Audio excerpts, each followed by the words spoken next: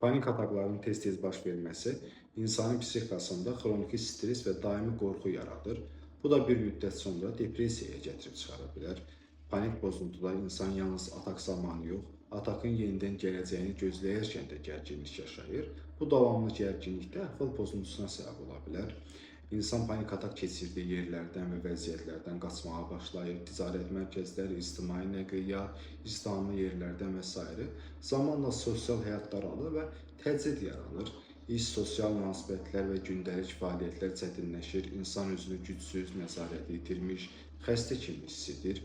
Uzun müddət panik ataklarla mübarizə aparan insan düşünə bilər ki, bu heç vaxt keçməyəcək, mən normal yaşaya bilməyəcəm. Bu düşüncələr depressiya gətirib çıxarır.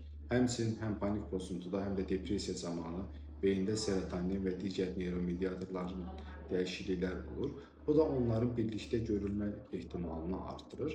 Statistik olaraq panik pozuntu olan insanların təxminən 40-60%-nin həyatlarının bir dövründə depressiyada inkişaf edə bilir.